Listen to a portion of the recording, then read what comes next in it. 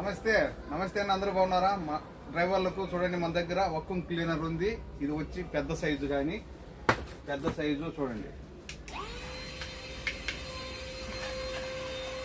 ఈ విధంగా మట్టి అంతా మనం బండ్లో క్లీన్ చేసుకోవచ్చు.